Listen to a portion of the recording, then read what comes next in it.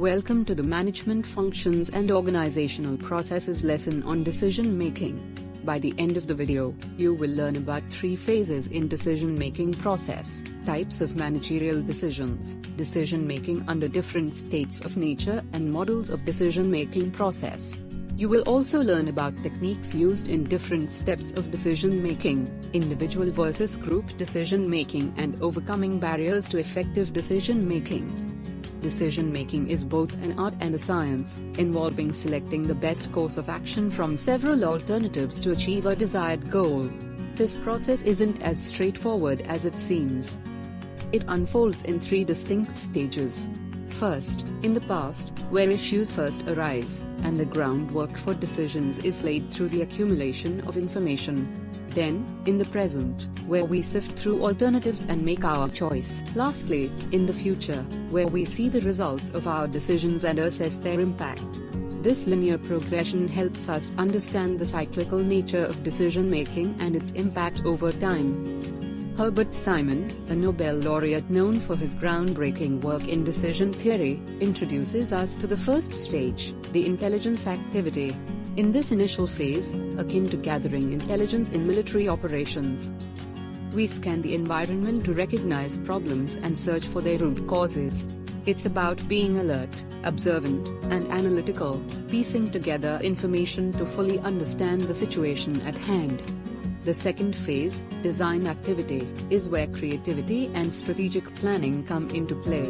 Like an architect drafting plans, we develop and analyze possible solutions, considering any limitations or constraints. This stage is critical for generating viable options that can address the identified problem effectively, highlighting the importance of creativity and critical thinking in decision-making. The culmination of this process is the choice activity. Here, we act like a judge, weighing the evidence before us to make an informed decision. This stage emphasizes the importance of careful evaluation and judgment, as the decision made here will determine the course of action to be taken. It's about making a choice with conviction and clarity, based on the best available evidence.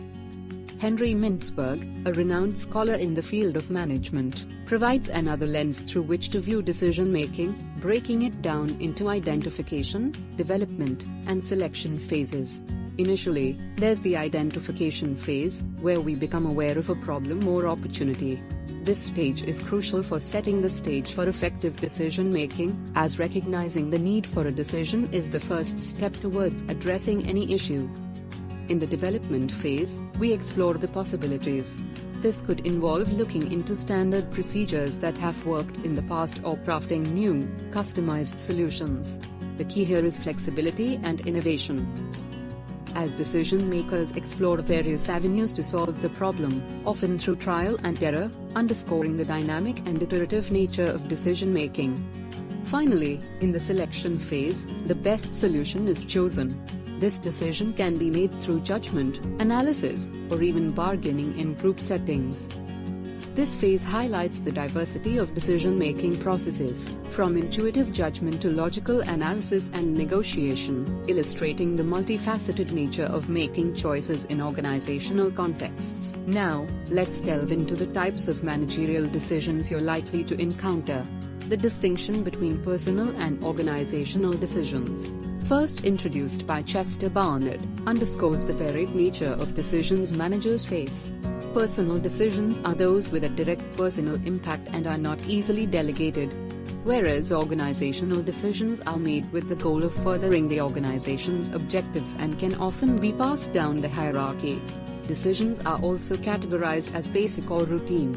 Basic decisions have far-reaching consequences and involve significant commitments, such as deciding on a new product line or company restructuring. On the other hand, routine decisions are the day-to-day choices that keep the organization running smoothly, like scheduling meetings or assigning tasks.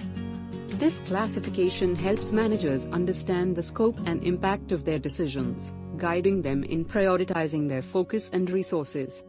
Simon further divides decisions into programmed and non-programmed. Programmed decisions are those that follow a set pattern and can be handled by established procedures, reflecting the routine aspect of managerial work. Non-programmed decisions, however, are unique and require creative problem-solving, highlighting the need for flexibility and innovation in management. The decision-making process under different states of nature, certainty, risk, and uncertainty, adds another layer of complexity. Under certainty, the outcome of each decision is known, offering a clear path forward. This scenario, while ideal, is rare in the complex and unpredictable world of business. Decisions under risk involve known probabilities of different outcomes, requiring managers to assess risks and make informed choices. This scenario is more common, highlighting the importance of risk management and probabilistic thinking in decision-making. In decisions under uncertainty, outcomes are unknown, making the decision-making process more challenging. This requires managers to rely on their intuition, experience, and any available information to make the best possible decision in the face of ambiguity. Finally, we explored three models of the decision-making process: the ecologic model, the bounded rationality model, and the implicit favorite model. The ecologic model presents an idealized, rational approach to decision-making, where all information is known, and the best possible decision is made through a logical, step-by-step process. However, this model often oversimplifies the complexity of real-world decision-making. The bounded rationality model offers a more realistic view, acknowledging the limitations in information and cognitive capacity. It suggests that decision-makers often settle for satisfactory solutions rather than the optimal one, due to these constraints. This model emphasizes the practical aspects of decision-making, including the use of heuristics and the concept of satisficing. The implicit favorite model sheds light on how decisions are often made based on pre-existing preferences, with the decision-making process serving to justify these choices. This model highlights the subjective and often biased nature of decision-making, reminding us of the importance of being aware of our own predispositions. Let's break down the decision-making process into manageable steps. First, we identify the problem, which is crucial because a well-defined problem is a problem half solved. Next, we develop alternatives, considering as many viable options as possible. After that, we evaluate these alternatives based on predefined criteria. Making the decision involves choosing the best alternative. Implementing the decision requires action to bring the decision to life. Finally, reviewing the decision helps us learn and improve for future decisions. When faced with a decision, generating a variety of alternatives is key. Techniques like brainstorming, where we freely exchange ideas in a group, synectics, which involves making connections between seemingly unrelated ideas, and nominal grouping, a structured method for generating ideas silently and then discussing them, can help.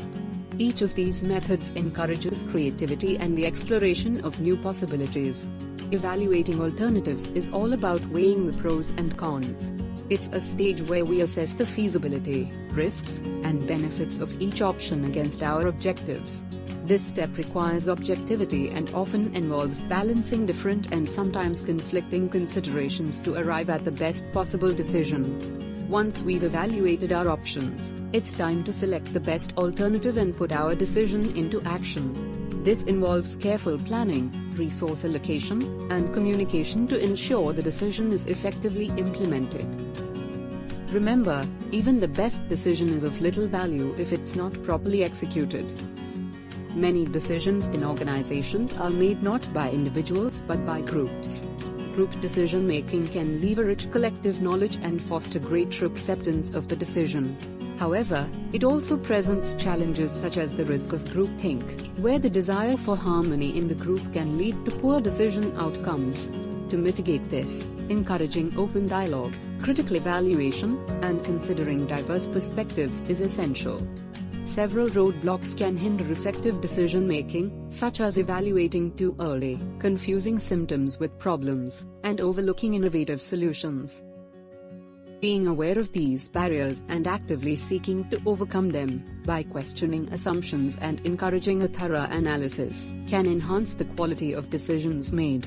Creativity plays a crucial role in decision-making. It involves looking beyond the obvious and exploring new combinations of ideas. Techniques to foster creativity include allowing for unconscious incubation, where we step back and let our subconscious work on the problem, and engaging in activities that stimulate new perspectives. After implementing a decision, evaluating its outcomes is crucial.